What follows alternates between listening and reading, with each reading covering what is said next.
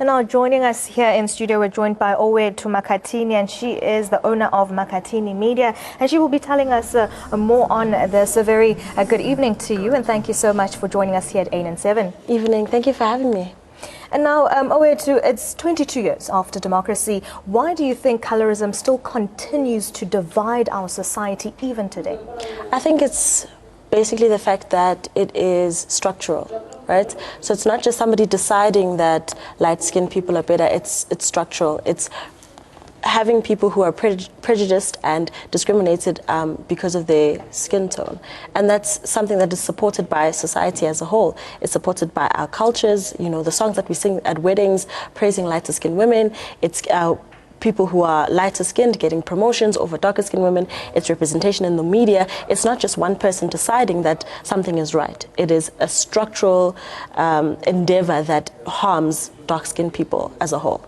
And now, is the black-on-black discrimination fueling the multi-million rand skin lightening industry that we have been seeing, like the yellow bone factory that also helps people who have skin problems as well as those who do not like the skin tone of themselves? I think it's a little bit irresponsible for us to pin it on something that is black-on-black, right? As I said before, it is a structural thing, which means that it permeates throughout society as a whole. So we can't just say, well, black people don't like people that are darker skinned. It's historically, there's a context to it.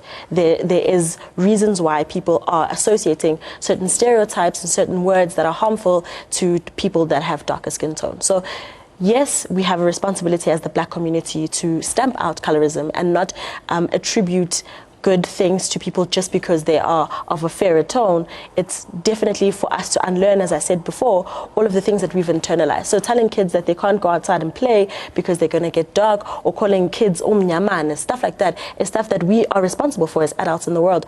But also we have to look at the fact that it's structural. So the same way we can be in communities where there's black people and people of color, and people of color are benefiting more over black people, it's not to say necessarily that it's an intra-racial thing as well as a societal thing as a whole. So at the core of it is white supremacy. It's white supremacist thinking that wants to pin people against each other and say you are better and more efficient, and if you're a woman, you are more delicate and more deserving of love.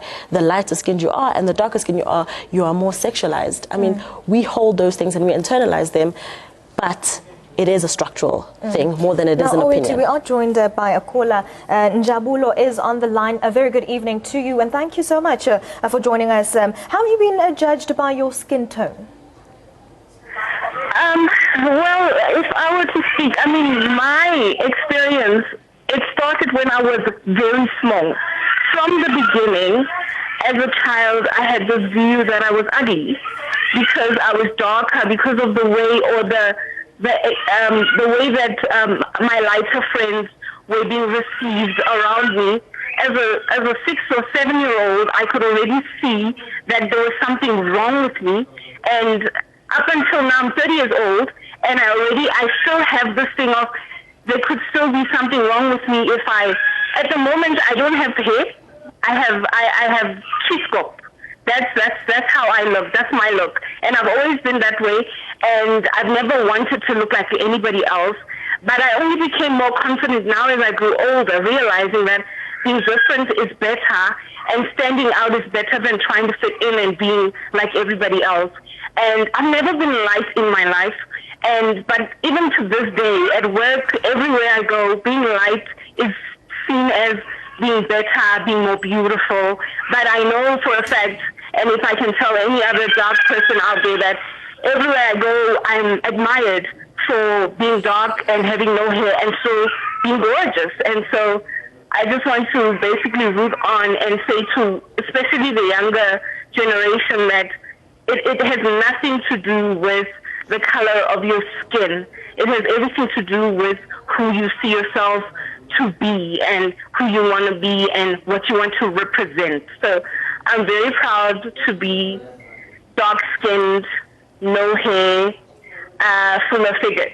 Thank you so much, Njabulo, for your comment over there. Owetu, we have been hearing from Njabulo saying that even at work, if you're more lighter, you're more preferred for the job, and you also did mention that as well. So it seems as though if we look at the media industry, we also see that there is underrepresentation of dark-skinned people. What is your take on that? I definitely agree. I think that in the media, especially if you're involved in the media, whether it's new media like social media and digital marketing, or it's traditional media like in print, etc., we have a responsibility to represent dark-skinned people as not a monolith, right? We can't have representation in terms of having dark-skinned men that are overly sexualized, that when we see dark-skinned men, we're thinking about things that are overly sexualized, which with the white supremacist gaze. And then when we're looking at dark-skinned women, we're also attributing that. I mean, you can go on social media right now and look and just search Serena Williams, and you just see the types of comments that come from especially dark-skinned black men about dark-skinned black women, people that look like their aunties and their mothers. They've internalized so much self-hatred that they would rather, pin lighter-skinned girls or biracial girls up against dark-skinned women. So I think if you are in the media in any sphere, first of all, there's an over-representation of light-skinned people in the media. That's just a fact, right? The top 10 people that are earning the most money in Hollywood that are women are light-skinned women or biracial women, which is disgusting, and it's an indictment on us. Us talking here today, the fact that there's not a dark-skinned person here talking on colorism, something that affects them more than it does me, is an indictment of us as people who work in the media. We have to do better on all spheres. We have to show up for dark-skinned people, and more especially dark-skinned women. So in the media, we have the responsibility to make sure that not only to have over-representation of a certain type of black person, but when we are showing dark-skinned black people, it shouldn't be Medea. It shouldn't be, sexless mammies. It shouldn't be, hypersexualizing young kids. I mean, there's kids who are children who are like 14, 15 who can't wear shorts, because they're sexualized in such a way where their parents or people around them are saying, they're fast or they're loose, or lamantomazane that ahlale makhoneni asanda bafana. It's always attributed to. It's never, the onus is never on the adult to say, this is a child, I'm not going to sexualize a child. It's always, cover your bum, make sure that you're not showing anything because you don't want to tempt grown men. And that's an internalization that we have in the black community, right? We throw dark-skinned black women, and more especially dark-skinned fat black women, under the bus every single day. You can go into social media right now and you'll see just the insidiousness and the ugliness, of how we treat dark-skinned black women in this country and in the world as a whole. And now there are apps such as Instagram that can change one's tone of color, and usually people use the lighter tone. What do you make of such apps being used? Should they also try and stop having such filters, for instance, so that we can try and move away from having this preferral of lighter skin? Definitely, right? I used to be like a huge user of Snapchat, and Snapchat has filters that make you, more light-skinned, that sort of contours your nose. And I think at the base of that, what we're not talking about is the fact that those apps aren't made for black people. They aren't made by black people, and we're not meant to use them. Sure, we are the people that push, popular culture, that create popular culture, but we aren't the people that are sort of that technology is made for. And that's because, we're completely underrepresented in terms of school. Girls are pushed out early in STEM education. Girls are not encouraged to pursue maths and science and things that can, create apps. That's a whole other discussion for another day. But at the core of it is the fact that these apps aren't for us, and they are created for white people, by white people. And I think there definitely should not be apps that make your skin lighter. It's an insidiousness. It's saying that the lighter you are, the better you are. And that's irresponsible, and it's disgusting to have anything that is even close to that. So we also have a responsibility ourselves to send complaints and say, Snapchat, this filter makes me uncomfortable because of these reasons. We are responsible citizens, and we should say so. We should say, I'm not comfortable with the fact that there's a filter that makes me lighter skinned.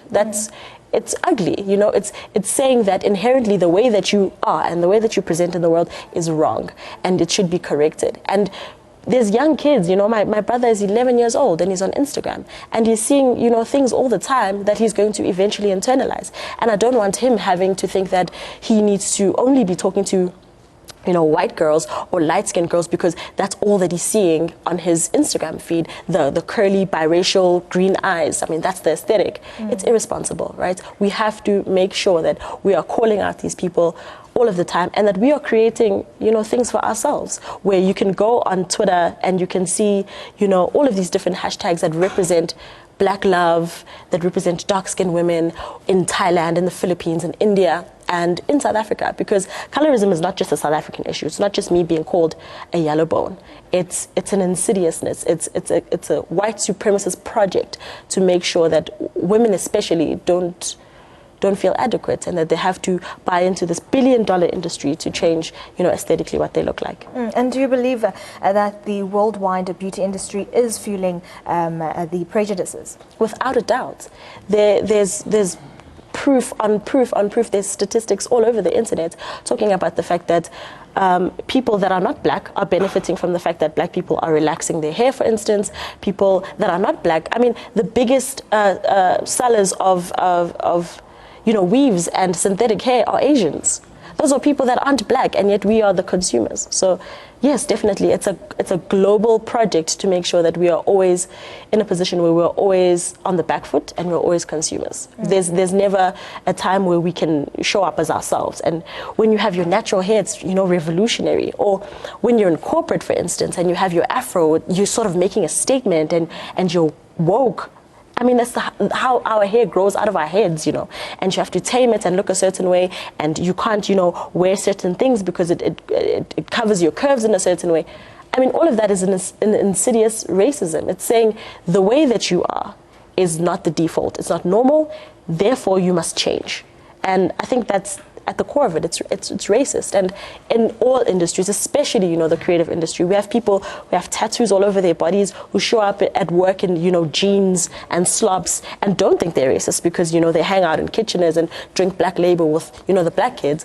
But when it's time to accelerate people or to promote people, it's just whiteboards, which is why when we see advertising, we see, Mama Betu, laughing and dancing because they're opening bank accounts. I mean, it's that same thread of racism that ties into colorism. It's that same belief fundamentally that black people are not enough and they're not the default, they're not close enough to what they need to be, and therefore they have to employ all of these sort of projects to become as close to what a white supremacist thinks is the ideal, which is Aryan, blonde, blue eyes. And what measures can be taken to somehow do away with the inherent of these prejudices? I think at the core of it, we need to acknowledge it, right? There are people in the black community who still don't want to acknowledge the fact that colorism exists. People who, in our cultures, black women who are lighter skinned are pitted against darker skinned women. I mean, we tell children to not go play outside. We tell little girls. I mean, I've heard all of the things, and anything that I've been called will never match anything that a dark-skinned black woman has been called, ever. So I think we have to be responsible and show up for our girls especially, and show up for dark-skinned people, and make sure that we call for representation and we start our own thing. We write books where we describe how the characters that we want to look that are black and rich and full of love and hope and passion, and it's not just, a bad news story. We also have the responsibility of representing ourselves, going on social media, starting these hashtags, creating YouTube pages, writing books, infiltrating, every single sphere of media that we can. Although the onus is not on us, right? It's a global system that is employed to make sure that as people, as black people, we always feel less than.